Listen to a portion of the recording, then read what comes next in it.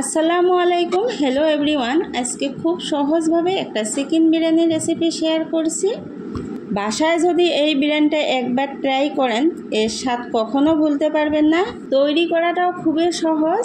তাহলে চলেন আমি রেসিপিটি শুরু করছি। আজকে আমি বাসমতি চাউল দিয়ে বিরিয়ানিটা তৈরি করব।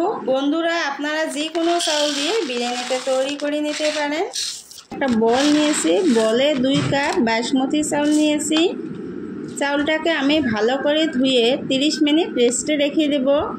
এখন একটা কড়াইতে আমি পরিমাণ মতন পানি দিয়েছি, 1 চামচ লবণ, 1 চামচ শাহি জিরা, 1 চামচ তেল দিয়েছি, সাদা তেল।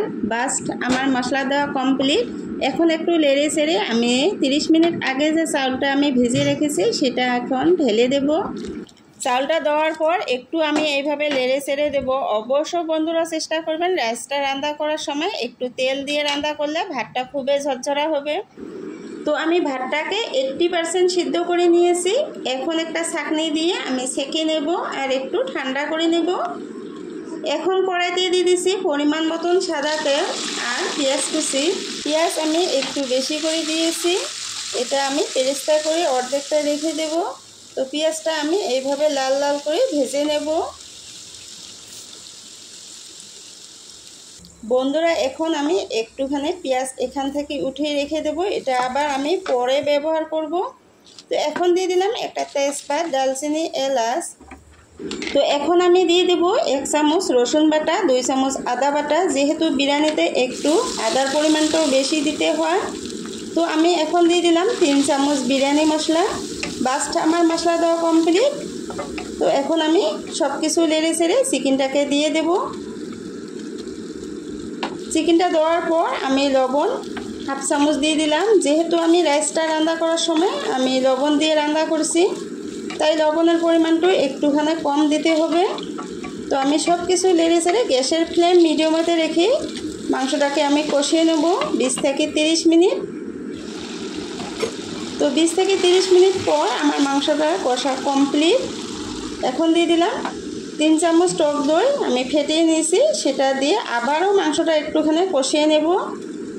বন্ধুরা, আবারও আমি বলছি বাসায় একবার এইভাবে ট্রাই করবেন। আপনার হাতত যখন কম সময় থাকবে তখন এইভাবে ঝটপট এই বিরিয়ানিটা রান্না করে নিতে পারেন। তো আমার মাংসটা কষিয়ে নেওয়া কমপ্লিট। মাংসটা থেকে তেলটা আলাদা হয়ে গেছে। এখন আমি আগের থেকে রাইসটা রান্না করে আমি ঢেলে দিলাম। এখন দিয়ে দেবো 1 কাপ দুধ আর দিয়ে দিলাম জর্দার কালার, এতে করে সুন্দর একটা কালার চলে আসবে। এখন দিয়ে দিলাম পেঁয়াজ বেরেস্তা আর 1 মুঠ কিশমিশ। আপনারা যে কোনো ড্রাই ফ্রুট দিতে পারেন। আর দিয়ে দেবো 1 চামচ কেওড়া জল, 1 চামচ গোলাপ জল, এতে করে সুন্দর একটা ফ্লেভার আসবে। তো আমার সব কিছু দেওয়া কমপ্লিট। এখন আমি ভালো করে ঢাকনা লাগিয়ে দমে আমি বিরিয়ানিটা 15 মিনিট রান্না করে নেব। তো 15 মিনিট পর আমি ফিরে আসলাম। তো আমার বিরিয়ানিটা রান্না কমপ্লিট, সুন্দর একটা স্মেল চলে এসেছে। তো এখন আমি এইভাবে চামচ দিয়ে একটুখানি এইভাবে নেড়ে চেড়ে মিশিয়ে নিয়েছি। তারপর ঠান্ডা হওয়ার পর খুবই ঝরঝরা হবে। তো আমার বিরিয়ানিটা রান্না কমপ্লিট। দেখলেন তো কত সহজে ঘরে আমি চিকেন বিরিয়ানিটা তৈরি করলাম। এইভাবে যদি বাসায় একবার ট্রাই করেন আর কখনো আপনারা বাইরে কিনে খাবেন না। তো আমার এখন রেডি টু সার্ভ। বন্ধুরা, আমার রেসিপিটি কেমন লাগলো অবশ্য কমেন্ট বক্সে কমেন্ট করে জানাবেন। যারা এখনও পর্যন্ত চ্যানেলটি সাবস্ক্রাইব করেন নাই, প্লিজ চ্যানেলটি সাবস্ক্রাইব করে ভিডিওটি একটি লাইক দিয়ে আমাদের সাথে থাকবেন।